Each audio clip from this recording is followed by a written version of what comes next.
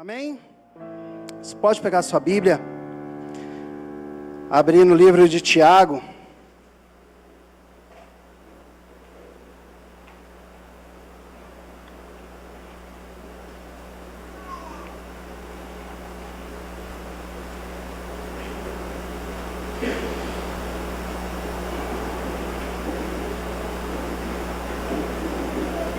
Capítulo 4. Tiago, capítulo 4.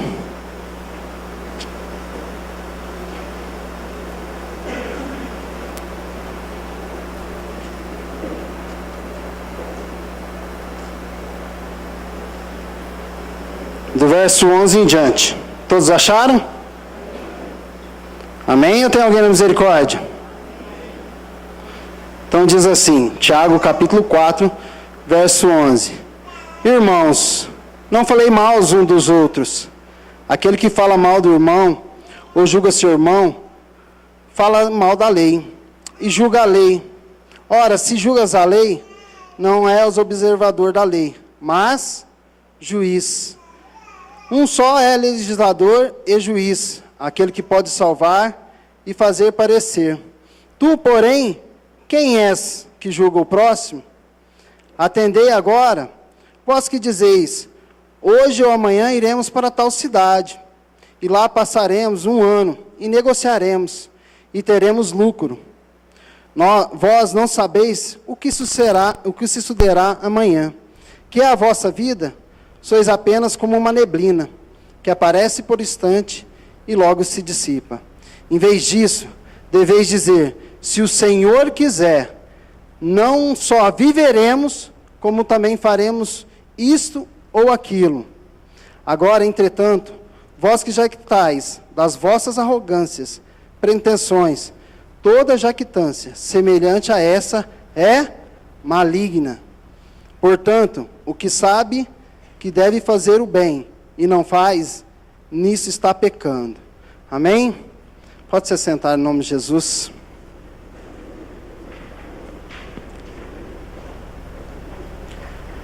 Essa tarde, quando eu orava ao Senhor, quando eu buscava ao Senhor, eu pedia para Ele, para que eu pudesse ser uma bênção. Para que eu pudesse ser uma bênção sobre a minha vida e sobre a vida de vocês. Às vezes a sua expectativa aqui, às vezes nessa noite, esteja em homens, mas que eu possa falar para você que as suas expectativas estejam no nosso Deus, o Todo-Poderoso, aquele que vai fazer muito mais daquilo que pedimos, pensamos ou imaginamos. E Ele se faz presente aqui nesse lugar. Amém? Então, Tiago, no capítulo 4, verso 17, diz assim, portanto, aquele que sabe fazer o bem e não faz, nisso está? Nisso está? Olha para o lado aí do seu irmão aí. Faz uma pergunta para ele aí, o da direita. O que você anda fazendo? Agora, para não ser algo pessoal, fala para o da esquerda. O que você anda fazendo? Agora olha para trás aí e fala para ele assim, ô irmão, o que você anda fazendo? Cutuco da frente aí e fala para ele, ô irmão, o que você anda fazendo? Amém? Portanto, aquele que sabe fazer o bem e não faz isso está pecando. E é importante a gente entender isso, que o Ricardo abriu o culto, né, em Isaías 55, e ele falou assim, buscai ao Senhor, né, deixe o ímpio o seu mau caminho, né, Isaías 55 fala isso, deixa aquele que está pecando, deixa de pecar, buscai ao Senhor. E é interessante que aqui Tiago fala a mesma coisa, aquele que sabe fazer o bem, ele não faz, ele está pecando, né? E o que faz a separação de nós e Deus? O que quebra o meu relacionamento com Deus? O que faz eu sair da presença de Deus? O que faz eu sair da presença do nosso Deus? É o pecado, né? Então, assim, em Romanos 6:23 fala que o salário do pecado é a morte, e é a morte espiritual, né? Então, muitas das vezes a gente acha que está caminhando, e acha que está fazendo as coisas tudo corretamente, e às vezes a gente entende, fala assim, nossa, mas o que está acontecendo? Por que eu não sinto a presença do Senhor? Por que eu não sinto? Por que eu não ouço Deus falar comigo? Por que eu não ouço, que eu não sinto a presença do nosso Deus? É algo errado, irmão. É algo que nós estamos fazendo, porque o nosso Deus, Ele é o mesmo ontem, hoje e será eternamente. Essa é a palavra dEle. Ele é o Deus que não muda. Ele está aqui nesse lugar, e Ele está a fim de te abençoar, Ele está a fim de te relacionar com você, mas para isso nós precisamos deixar o pecado, e o salário do pecado é a morte, como diz aqui, em Isaías 59, no verso 3, diz assim, ó, mas as vossas iniquidades fazem a separação entre nós e Deus. O que é a iniquidade? É o pecado não confessado, é aquele que a gente se acostumou, que a gente acha que é normal, e isso nos faz a separação entre nós e Deus. E Deus, Ele é cavaleiro. Deus, Ele não vai entrar na sua vida se você não permitir. Você precisa reconhecer, você precisa se humilhar na presença do Senhor, pois o salário do pecado é a morte, e a gente precisa entender isso, que nós precisamos estar sempre na presença do nosso Deus. A gente precisa estar em constante comunhão. E aqui Tiago, a gente precisa entender o contexto de Tiago. Tiago era o meu irmão de Jesus, que ficou em Jerusalém, e ele está ali pregando para a igreja que está em Jerusalém, né? É óbvio que se ele está em Jerusalém, ele está pregando em Jerusalém, mas Tiago está ali com uma certa dificuldade, com a igreja, com aquele povo. Por quê? Porque eles viraram fariseus. Eles estavam se apegando muito à letra, eles estavam pegando muito à palavra, eles estavam se virando fariseus, e Tiago a todo momento combatia eles. Tiago falava assim para eles, não seja somente ouvinte, mas seja praticante da palavra do Senhor. Me mostra as tuas obras, porque me mostra a tua fé, que através das minhas obras eu mostrarei minha fé. Tiago a todo momento exalta a igreja de Jerusalém, exorta a igreja de Jerusalém. Tiago chama a igreja de Jerusalém a uma realidade, para que eles pudessem praticar a palavra do Senhor, não ficasse ali na mesmice de sempre, não ficasse somente como ouvintes.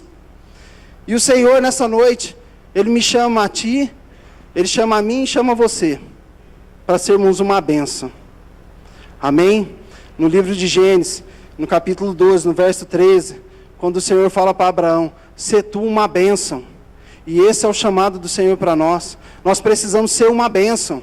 Nós precisamos ser algo, né, que vai alcançar a vida das pessoas. Nós precisamos ser bênção para aqueles que estão à nossa volta. Nós precisamos ser bênção para o nosso irmão. Nós precisamos ser bênção na nossa casa. E é dessa forma que a gente vamos ter a presença e a comunhão do nosso Deus. Então que nós possamos entender que aquele que sabe fazer o bem e não faz, ele comete pecado. E o pecado, ele traz o quê? Ele traz morte, e morte espiritual, né? E muitas das vezes a gente planta até bananeira, né? Rasga o nosso coração, né? Na presença do Senhor, né? Faz tudo, né? Para que nós possamos tocar o coração do nosso Deus. E Deus está dizendo assim para mim e para você nessa noite, deixe o pecado, faça a coisa correta, deixe o pecado, porque a gente tem que entender que toda palavra, que tudo aquilo que o Senhor escreveu para nós, daquilo que nós devemos fazer ou não fazer, Ele tem como base os 10 mandamentos. E os 10 mandamentos que Ele deixou para nós, 5 é para com Deus, e 5 é para com o nosso irmão. Não matarás, não adulterarás, não dirás falso testemunho, honrar o teu pai e tua mãe. Esses é o mandamento que a gente tem para com o nosso irmão. Então, muitas das vezes, a gente cumpre em partes aquilo que o Senhor deixou. E aquilo que a outra parte a gente não cumpre. E aí, o que o Senhor vai fazendo? Ele vai se afastando de nós. E a gente precisamos estar atento. Que o Senhor, Ele quer nós, como um todo. A questão aqui não é ter, mas e sim ser. Né? A questão não é ter uma bênção, e sim ser uma bênção. Nós possamos entender que o Senhor, Ele está aqui para nos perdoar nessa noite. Ele está aqui para que nós possamos sair daqui nessa noite, louvando e bendizendo o teu santo nome, adorando Ele em verdade. Como diz, né, o próprio Jesus diz, a mulher no poço, né, que Ele está esperando aqueles que adoram, né, os verdadeiros adoradores, aqueles que adorem em espírito e em verdade. Cadê os verdadeiros adoradores do Senhor? Né? Então, nós estamos sendo ministrados aqui, dia após dia, que nós precisamos do irmão. Para quê? Para que nós possamos entrar no céu. Ô irmão, mas eu vou precisar do meu irmão? Vai precisar dele, porque o Senhor, Ele vai vir buscar a noiva, Ele vai vir buscar o corpo dele, né, o corpo de Cristo. Se você não tem irmão, se você está fora de um corpo, se você não faz parte desse corpo, se você não é membro, o Senhor não vai vir te buscar, porque a palavra dele é bem clara, que Ele vem buscar o corpo, Ele vem buscar a igreja, e nós precisamos estar atentos a isso, aquilo que o Senhor vem fazer. Então que nessa noite você possa entender isso. Olha para o seu irmão do lado aí, fala para ele assim, ó, eu preciso de você. Nós precisamos, irmãos, né? O pastor Maurício está cansado de falar aqui para nós, que nós somos o quê? Um diamante. Ô, Leonardo, você está falando que eu preciso desse irmão brucutu aqui? Esse irmão é duro, né? Olha para o Adriano, olha lá para você ver que homem bruto, duro, né, Adriano? Mas é esse aí que o Senhor pôs do seu lado. Por quê? Porque o diamante, quanto mais duro ele é a pedra mais dura. E o diamante, ele pode lapidar outro diamante. Então, se o Senhor colocou essa pessoa do seu lado, a quem você está caminhando, que você acha dura, é porque você precisa ser lapidado, meu querido. Olha para essa pessoa do seu lado, agradece ele. Fala assim, muito obrigado, irmão. De novo, muito obrigado. Você é uma bênção na minha vida. E fala assim para ele, assim, ó, e eu serei uma bênção na tua vida. Entenda isso, irmão, nós somos como diamante, e nós precisamos ser lapidados, a cada dia mais perfeitos na presença do Senhor, a cada dia mais perfeitos na presença do Senhor, e sem essa lapidação nós não entramos nos céus. E hoje nós vamos aprender, né, aqui, num texto que Deus nos preparou, né, mas aí você pode falar assim, Leonardo, então tá bom, você fala que eu devo fazer o bem. Deve fazer o bem sim, sempre. Né? E a palavra fala, né, em Gálatas 6:10, que diz assim, ó, e principalmente os da família da fé. Nós devemos fazer o bem a todos, mas principalmente os família da fé. Quem que é os da família da fé? Quem que é, irmão? Os da igreja. Os do corpo de Cristo. Nós precisamos fazer o bem para essas pessoas, principalmente os da família da fé. É o que está escrito em Gálatas 6:10. Nós precisamos estar atentos a isso, porque muitas das vezes a gente passa despercebido, né? A gente às vezes nem cumprimenta o irmão, como diz a Denise aqui hoje de manhã. A gente às vezes passa entrando assim, nem cumprimenta, a gente nem olha para o irmão. E nós precisamos desse irmão. E é ele que nos vai nos ajudar a entrar no reino dos céus. É através da minha confissão? Sim, mas Deus colocou ele no seu caminho para que você pudesse ser uma bênção na vida dele e ele ser uma bênção na tua vida, né? Então, nós precisamos entender aqui, eu queria abrir um parênteses, né? Porque em Filipenses 2:3 diz assim, ó, não fazei nada por partidarismo ou vanglória, porque muitas vezes a gente acha que deve fazer por partido, né? Por partidarismo ou por glória, né? Eu vou fazer porque eu sou bom. Não, você não tem que fazer porque você é bom. Você tem que fazer porque é uma ordenança do Senhor. Porque Ele deixou isso como ordem. Eu vou fazer porque para trazer esse irmão para o meu lado. Eu vou mostrar para ele como é que vai fazer. Não, você não deve fazer por partidarismo. E nem por vanglória. Paulo nos orienta que quer comais, quer bebais, fazei tudo para a glória do Senhor. Nós temos que entender que todas as nossas atitudes têm que estar envolvido o nome do Senhor. Será que você pode ser chamado como cristão? Será que você pode ser chamado como um cristão? O cristão é aquele que tem as atitudes de Cristo. Será que aquilo que você hoje faz no seu trabalho, você é considerado como cristão? Será que aquilo que você faz na sua casa, lá com os seus familiares, você é considerado como cristão? Porque as tuas atitudes condenam. E nós precisamos entender isso, que Deus está aguardando de nós muito mais do que isso. E aí chega na igreja, que a gente quer fazer por partido. Aqui a gente quer fazer o clubinho. Não é clubinho, irmãos. A igreja é o corpo de Cristo, onde todos têm o livre acesso. E nós precisamos entender isso, não é por vanglória, né? Jesus nos disse, aquele que quer ser o primeiro, que sirva a todos. Aquele que quer ser o primeiro no reino dos céus, que sirva a todos. Você quer entrar no reino dos céus, irmãos? Você quer ser o primeiro? Quer ser o primeiro? Então sirva a todos. Se não quiser ser o primeiro ou o segundo, sirva a todos do mesmo jeito, porque essa é uma ordenança do Senhor. Nós temos aqui, né, e em Filipenses, né, no verso 2, 3 diz assim, ó, e consideremos cada um aos outros superiores. E hoje nós estamos num mundo egoísta, onde nós achamos que nós podemos tudo, onde nós achamos que nós podemos todas as coisas, que eu sou bom, que eu sou o cara, que eu faço e aconteço. E que Paulo nos orienta aqui em Filipenses, ele fala o seguinte, você tem que considerar essa pessoa como se ela fosse melhor que você. E é dessa forma que Jesus veio à terra. Ele se esvaziou de si mesmo. Ele se esvaziou. Sendo Deus, ele se esvaziou. Sendo Deus, ele se fez homem. E ele serviu a todos. E nós precisamos entender isso. Nós precisamos fazer o bem, independente de quem é, independente de quem seja. Nós precisamos estar conectado com o Senhor, né? E de que maneira que nós podemos fazer o bem? De que maneira que nós podemos servir? Será que eu faço bem dando uma aula no Ministério Infantil, Marta? Faz? Ricardo, será que eu faço bem olhando os carros? Vou estar servindo ao Senhor, vou estar servindo aos irmãos, vou. Inclusive, eu tenho uns irmãos aqui que gostam de olhar tanto carro, que ele fala assim, hoje você não vai para lá não. Que se deixar, ele quer ficar lá todos os dias. Mas ele é uma bênção. Mas ele precisa aprender também que ele precisa ser alimentado. Será que eu faço bem? Perguntando para o meu líder, o que tem para fazer na igreja? E eu vejo que muitas pessoas sabem fazer o bem, têm condições de fazer o bem, e muitas das vezes não fazem, né? Será que ajudar na escola, a limpar um terreno, a capinar o terreno aqui do lado, a jogar um veneno, né? Será que me colocar à disposição para vir orar aqui na sexta-feira de manhã, será que isso é fazer o bem? Será que isso é fazer o bem?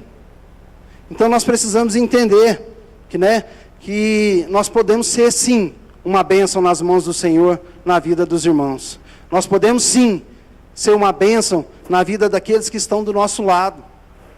E nós precisamos e queremos e teremos que ser essa bênção.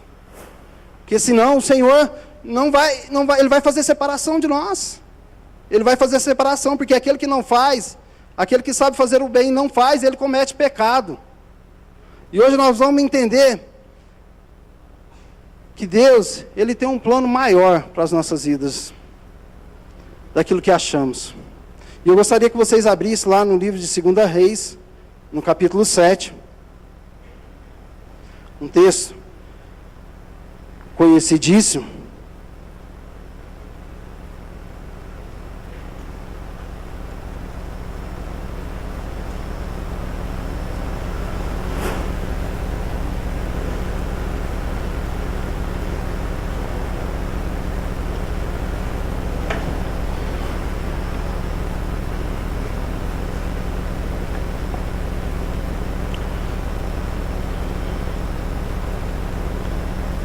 Fala assim comigo. Eu preciso ser uma bênção. Fala para o seu irmão do lado. Ei, você precisa ser uma bênção. Coloca a mão no ombro dele, irmão. Vamos fazer um ato profético aqui. Fala assim, você será uma bênção. Amém? Em nome de Jesus. Nós precisamos entender isso. Nós precisamos entender isso, que muitas das vezes a gente fica procurando um entendimento, e o entendimento está aí, é ser bênção na vida das pessoas, né? E a gente vai entender nesse texto aqui, né, algumas coisas. 2 Reis, no capítulo 7, do verso 1 em diante, diz assim, ó, então disse Eliseu, ouve a palavra do Senhor, assim diz o Senhor, amanhã a essas horas, mais ou menos, dar-se-ão um alqueiro de flor de farinha por 1 ciclo, e 2 de cevada por 1 ciclo, à porta da Samaria. Porém, o capitão, cujo braço o rei se apoiava, respondeu ao homem de Deus, ainda que o Senhor fizesse janelas no céu, poderia suceder isso? Disse o profeta: eis que tu verás com teus olhos, porém disso não comerás. 4 homens leprosos estavam à entrada da porta, a quais disseram uns aos outros: para que estaremos nós aqui, sentados até morrermos? Se dissermos, entramos na cidade, há fome na cidade, e morreremos lá. Se ficarmos sentados aqui, também morreremos. Mas vamos, pois, agora, e demos conosco no arraial dos Sírios, e nos deixaram viver, e viveremos. Se nos matarem, tão somente morreremos. Levantaram-se ao anoitecer, para se dirigirem ao arraial dos Sírios. E tendo chegado à entrada do arraial, eis que não havia lá ninguém, porque o Senhor fizera ouvir no arraial dos sírios ruídos de carro e de cavalo, e ruído de um grande exército, de maneira que disseram uns aos outros: eis que o rei de Israel alugou contra nós o rei dos heteus e os reis dos egípcios, para viver contra nós. Pelo que se levantaram e fugindo ao anoitecer, deixaram as suas tendas, os seus cavalos, os seus jumentos, o seu arraial como estavam, e fugiram para salvar a sua vida. Chegando, pois, aqueles leprosos à entrada do arraial, entraram numa tenda, e comeram e beberam, e tomaram dali prata e ouro, e vestes, e foram e esconderam. Voltaram e entraram em outra tenda, dali também tomaram alguma coisa e a esconderam. Amém? Aqui é um texto, né, muito conhecido, né, ou, né, se você não teve a oportunidade ainda de conhecer, eu convido a você a fazer essa leitura na sua casa, mas a gente precisa entender aqui o que contexto, né, desse texto, né. Samaria, né, Israel estava passando por uma guerra. Israel foi sitiada pela Síria, né. Então Israel foi sitiada, né, pela Síria. Ninguém entrava, ninguém saía. Não entrava suprimento em Israel, não tinha como Israel comercializar, e a coisa foi ficando cada vez mais difícil, né? A crise econômica em Israel foi ficando cada vez mais difícil, né? Teve um momento, né, que a gente poderia falar que hoje seria a inflação, como está dizendo aqui, a inflação ia 1000% naquele momento em Israel, né? Como vamos supor, hoje seria a Venezuela, né? A situação de Israel naquele momento, hoje seria a Venezuela, que onde para você comprar 1 quilo de carne, você teria que trabalhar um mês todo. Então, essa era a situação de Israel. Estava sitiada pelo povo, ninguém entrava e ninguém saía. Esse é o momento, né? E até o momento em que eles praticaram até o canibalismo. Porque a fome era tanto em Israel, que eles praticaram até o canibalismo, né? E ao ponto de 2 mulheres, né, chegar e falar assim: hoje nós não temos nada para comer. Vamos pegar o nosso filho, né? Você pega o seu filho, nós comemos o seu filho hoje, e amanhã nós comeremos o nosso. Estavam praticando canibalismo. Está aqui, ó. Se vocês pegarem aqui em 2 Reis, no verso 6, 29, fala assim, ó: cozemos, pois, o meu filho, e o comemos. Mas, dizendo-lhe o outro dia, dá o teu filho, para que comamos, e ela o escondeu. O que fez? A mulher, quando foi oferecer o filho dela, no 2º dia, ela escondeu o filho dela. Aí aquela outra mulher que ofereceu o filho dela, que catou o filho dela, elas praticaram o ato de canibalismo, chegou ao rei, e falou para ela, explicou a situação, e o rei ficou indignado, porque ele imaginava que a coisa estava feia, mas não era tanta. E aí ele rasgou as vestes, ele colocou panos, dobrou os joelhos, orou ao Senhor, para que mudasse aquela situação, para que o país viesse a sair daquela situação, né? E aí, chegou, né, o profeta Eliseu, e ele falou até em cortar a cabeça do profeta Eliseu, arrancar a cabeça do profeta Eliseu, porque ele achava que aqueles problemas todos que Israel estava passando, era o ato de Eliseu, e na realidade não foi, né? E no momento que chega Eliseu, no verso 1 diz assim, ó: então disse Eliseu: ouve a palavra do Senhor, assim diz o Senhor, amanhã, essas horas mais ou menos, dar-se um alqueiro de flor de farinha por um ciclo e 2 de cevada por um ciclo. Então, Eliseu chega e fala, e dá, né, e profetiza, amanhã as coisas se normalizará em Israel. A gente precisa entender que quando um profeta do Senhor fala, algo vai acontecer. Então aqui Eliseu está falando isso. E aqui nesse texto todo que a gente leu, a gente vê 2 situações. A gente vê 2 momentos. Um capitão que tinha toda a condição, que a situação dele não era que a do povo, era totalmente diferente, porque ele era capitão do exército, ele estava ali junto com o rei, ele estava ali, né, desfrutando ainda de algumas coisas que ainda o rei tinha no seu palácio, e o capitão estava ali junto ao rei, desfrutando disso, então a coisa não estava tão feia assim para o capitão. Mas assim a gente vem entender, né, que esse capitão, ele não conhecia a Deus, porque se ele conhecesse a Deus, ele podia lembrar daquele texto em 2 Crônicas, no capítulo 20, no verso, né, 20, que diz assim, né, o Senhor, né, crede nos seus profetas e prosperarei. Se esse capitão fosse crente, se ele conhecesse ao Senhor, né, ele ia entender que esse texto, crede nos seus profetas e prosperarei. Esse capitão, ele perdeu a grande chance de fazer o quê? De fazer o bem. Ele tinha a oportunidade de fazer o bem, sim ou não? Ele tinha a oportunidade de fazer o bem, ele é o capitão do exército, ele tinha soldados a seu favor, ele podia falar, a hora que o profeta falou assim, ó, amanhã a situação se regularizar. E aí ele podia falar assim, ó, o que nós podemos fazer? Nós temos aqui que abrir as dispensas, porque se vai normalizar as coisas aqui, o negócio vai voltar a fluir, a coisa vai prosperar. O que nós temos que fazer? Nós temos que colher algum alimento, nós temos o quê? Que ir lá nas dispensas e limpar as dispensas. Esse capitão, ele tinha toda a influência do mundo. E muitas das vezes eu vejo irmãos com influência, eu vejo irmãos com condições de fazer algo para o Senhor, e não fazem. Como esse capitão aqui não fez. Esse capitão, ele ainda insultou, Eliseu, e dizendo assim, ó, ainda que o Senhor fizesse janelas no céu, poderia suceder isso? A coisa estava tão feia, que nem o capitão acreditou. E ele era um incrédulo. Ele disse aqui, ó, no verso 2, né, disse o profeta, né,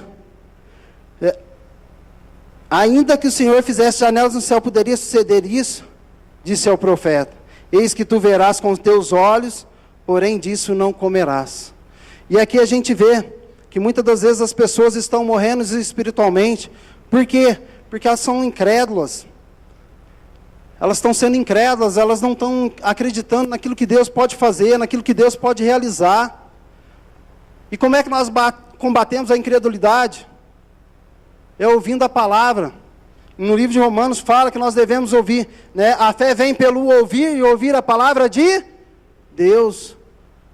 Se esse capitão tivesse consultado a palavra do Senhor, se esse capitão tivesse buscado ao Senhor, tivesse buscado nas Escrituras, sobre aquilo que o profeta Eliseu estava falando, ele compreendia as coisas de Deus, ele compreendia que Deus poderia sim realizar aquele milagre, como ele realizou. Mas o que aconteceu com esse capitão? Ele morreu espiritualmente, e morreu fisicamente, né? E aí a palavra veio por ele, diz assim, ó, eis que tu verás com os teus olhos, porém disso não comerás. E a gente entende que o capitão, ele não entendeu isso, e muitas vezes nós ficamos à mercê dessas situações. Nós temos condições sim de fazer o bem, como esse capitão tinha a condição de fazer o bem, e não fez, e veio a morte, e a morte espiritual, a morte que nos afasta da presença do Senhor, né? E por outro lado, a gente vê um outro grupo de pessoas, que fez algo sobrenatural, que às vezes não tendo condições, mas fez algo para o Senhor, fez algo para o povo de Deus, que parecia impossível. Eles não olharam para eles só. Os 4 leprosos, qual que era a situação de quem era leproso naquela época? Eles viviam o quê? À porta da cidade. Eles não poderiam entrar na cidade. Por quê? Porque eles eram leprosos. A lepra, naquele momento, ela contagiava. Então, eles não poderiam entrar na cidade. E quando eles entravam, eles tinham que tocar um sininho, avisando que vinha um leproso. Então, a gente precisa entender a situação desses 4 leprosos. Eles ficaram à porta da cidade. Eles ficaram ali observando a situação que acontecia, aquilo que acontecia, o estado que acontecia em Israel. Mas eles foram bênção para o povo de Israel. Eles foram usados nas mãos do Senhor. O interessante é que nesse ponto aqui, no verso 3, quando diz assim, 4 homens leprosos estavam à entrada da porta, a quais disseram uns aos outros: para que estaremos nós aqui sentados até morrermos? Eles estavam com uma doença, a lepra. Mas eles não estavam só. Eles estavam em 4. Eles não estavam sozinhos. E muitas das vezes a gente passa por alguma dificuldade, passa por alguma situação, e a gente se isola. E não é dessa forma que o Senhor espera que a gente venha fazer. O Senhor quer que a gente permaneça com as pessoas. E eu lendo esse texto aqui, eu estava ali mais cedo, e eu lembrei de um fato, né? No início do ano, lá para o mês de março, mais ou menos, né? Nós tínhamos 4 jovens nessa igreja: Mariana, Gabriel, Felipe e Isabela. E esses 4 jovens, eles estavam desempregados, muitos em busca do primeiro emprego. Mas eles estavam ali junto, o quê? Eles adorando ao Senhor, orando e buscando ao Senhor. E hoje, para a honra e glória do Senhor Jesus Cristo, hoje eles estão empregados. Eles não passaram, eles não enfrentaram essa situação sozinhos. Eles deram a mão para o outro na dificuldade de cada um que eles tinham, e foram buscar o Senhor, oraram, pagaram o preço, jejuaram, e o Senhor abençoou eles. E muitas das vezes o que nós fazemos? Nós nos isolamos. Nós entramos no quarto, trancamos a porta e se isolamos. Saia desse quarto. Saia dessa situação. O seu problema não é único. O seu problema não é único. Tem gente, pessoas passando coisas piores que você. Para de reclamar. E a gente vê que esses leprosos aqui, eles tinham 3 oportunidades. O próprio texto aqui relata isso. Esses leprosos, eles tinham 3 oportunidades. Eles disseram assim no verso 4, e disse assim, se dissermos, entramos na cidade, há fome na cidade, e morreremos lá. Estamos aqui na porta. Se nós entrar nessa cidade aí, não tem nada lá para nós comer, nós vamos morrer de fome. Nós vamos morrer de fome lá também. Aí continua. Se ficarmos sentados aqui, também morreremos. E aí eles falam, se nós ficarmos sentados aqui, nós morreremos. Saia da sua zona de conforto. Faça algo. Não fique esperando as coisas acontecer. Não fique esperando as coisas acontecer. E aí vai dizendo assim, vamos, pois, agora, e demos conosco no arraial dos sírios. Estão ficando loucos, né? Nós vamos entrar lá no arraial dos sírios. Eles vão matar nós. Mas o que nós temos a perder? O que nós temos a perder? Aqui está o texto dizendo, se nos deixaram viver, viveremos. Se nos matarem, então somente morreremos. Já estavam condenados. Se eles tivessem ficado ali na porta ali da cidade, eles iam morrer. Se eles entrassem, eles morreriam de fome. Se eles fossem no Sírio, eles tinham oportunidade ainda dos sírios deixar eles vivos. E o que aconteceu? Eles saíram. Eles fizeram uma ação. Eles movimentaram. Eles saíram da zona do conforto. Eles saíram daquele estado que eles estavam. Eles tiveram uma atitude. Eles tiveram uma decisão. A decisão foi tomada. E aí eles foram para o arraial dos sírios. E chegando ao arraial dos sírios, o Senhor fez ouvir no arraial um grande barulho. De cavalos, de cavaleiros, de carros. E os sírios saíram com medos, saíram deixando as coisas tudo para trás, eles fugiram. Aqui o texto diz, vamos ler lá para os irmãos entenderem. Levantaram-se ao anoitecer para dirigirem ao arraial dos sírios. Quem se levantaram? Os leprosos.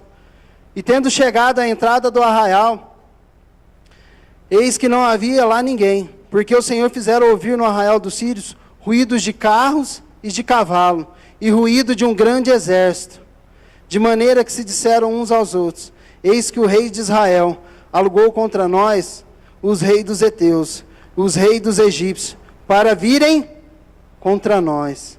Pelo que se levantaram e fugindo ao anoitecer, deixaram suas tendas e os seus cavalos, e os seus jumentos, e o arraial como estavam, e fugiram para salvar as suas vidas. Os sírios saíram correndo, fugiram para se salvar.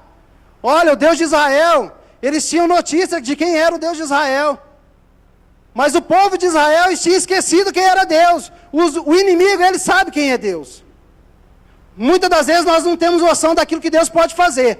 Mas o inimigo, ele sabe e ele tem ciência que céus e terra passarão, mas a palavra do Senhor não passará. Aquilo que ele falou vai se cumprir. E o inimigo sabe disso. E o inimigo, o que aconteceu? Ele fugiu. Ele fugiu.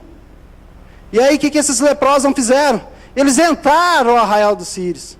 Comeram, beberam, se fartaram. Qual que era o problema deles? Era a fome e a lepra. Mas a fome foi saciada. E aí a palavra fala aqui no texto que eles pegaram ouro, pegaram prata, esconderam, voltaram lá na outra tenda, comeram de novo, pegaram outro, pegaram prata, até que um disse assim no verso 9: então disseram uns para os outros: não fazemos o bem esse dia. É o dia de quê? É o dia de quê?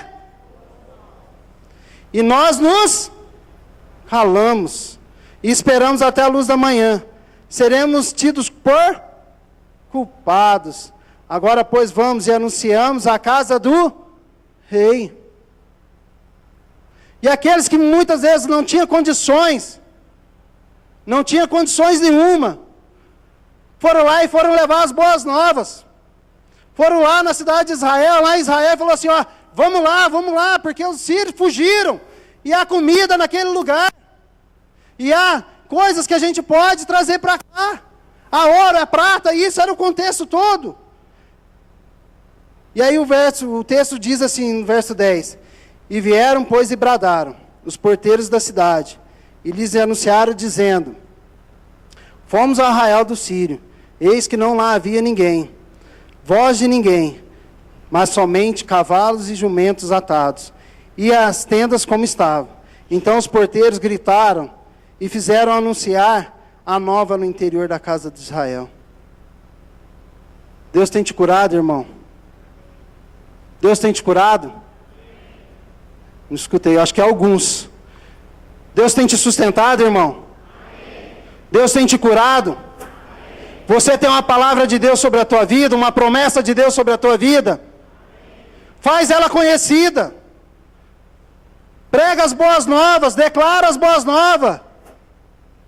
Não fique só para você, compartilhe isso. Nós precisamos compartilhar a bênção. Nós precisamos ser bênção na vida dos outros. E esses leprosos, eles foram bênção para uma nação. 4 leprosos foram bênção para uma nação. Sem ter condições, eles foram bênção para uma nação. E muitas das vezes a gente espera ter condição para que nós possamos fazer algo para o Senhor. Nessa noite o Senhor chama a mim e chama você a fazer o sobrenatural para Ele. E quando a gente cuida do corpo de Cristo, quando a gente cuida do nosso irmão, quando a gente cuida daqueles que o Senhor colocou ao nosso lado, quando a gente faz o bem, aquelas pessoas que o Senhor colocou para com quem a gente caminhasse, o mover do Senhor desça sobre nós. E a gente pode experimentar o sobrenatural do Senhor. E aí a gente vê 2 momentos, né? A incredulidade do capitão, gerando o quê? Gerando morte espiritual, né? E os decididos, leprosos, né? Eles geraram o quê? Eles tiveram uma atitude e geraram vida. geraram alegria, trouxeram as boas novas ao povo de Israel. Nós precisamos entender isso, que o Senhor, Ele quer fazer muito mais, né, nas nossas vidas, né? Interessante que eles não ficaram esperando um momento certo, eles não esperaram uma condição. E como diz no livro de Eclesiastes, no capítulo 11, no verso 4, aquele que fica olhando o vento, nunca semeará. Você está esperando uma oportunidade, irmão? A oportunidade é hoje. A oportunidade é agora. Seja uma bênção na vida de uma pessoa. Qual que é a consequência disso? Colheita farta. É colheita farta. Eles foram abençoados, os leprosos? Foram.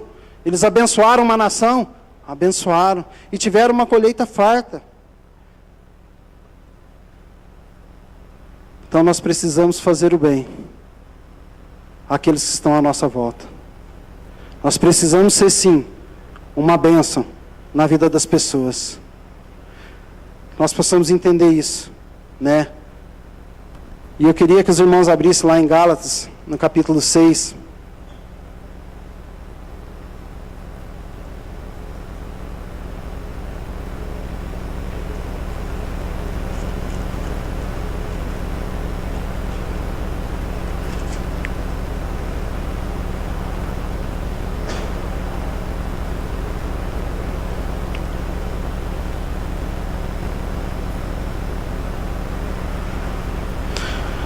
Capítulo 6, do verso 9 em diante, diz assim. Vou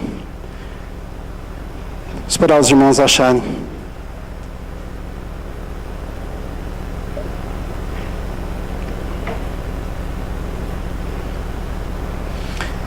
E não cansamos de fazer o bem, porque a seu tempo ceifaremos, se não desfalecermos. Por isso, enquanto tivermos oportunidade, fazemos o bem a todos, mas principalmente aos da família da fé. Nós possamos entender isso. Qual é a situação que você se encontra hoje? Você vê alguma semelhança com o capitão incrédulo? Você não creu naquilo que o profeta falou? Eu já tive nessa situação, irmãos. Já tive. Qual que é a situação que você se encontra? Como leproso? Às vezes está nesse quarto escuro. Não está vendo saída.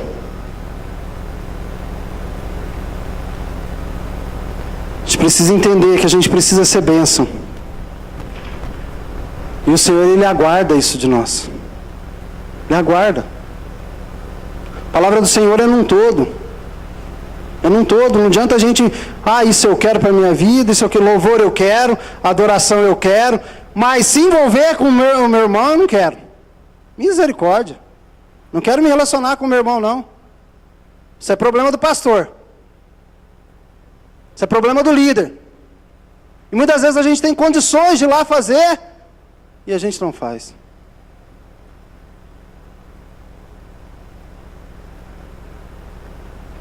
Para a gente encerrar, Lucas capítulo 5.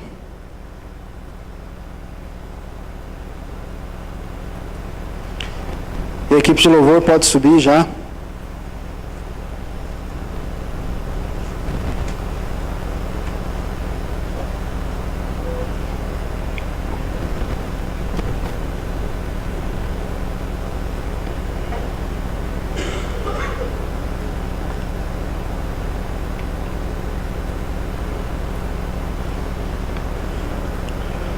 Lucas capítulo 5, do verso 12 em diante, diz assim: Aconteceu que, estando ele numa das cidades, veio à sua presença um homem coberto de... E ao ver Jesus, prostrando-se com o rosto em terra, suplicou-lhe: Senhor, se quiseres, pode me purificar. E ele, estendendo a mão, tocou-lhe, dizendo: quero, fica limpo. E no mesmo instante lhe desapareceu. Qual é a situação sua hoje? Você se encontra como incrédulo?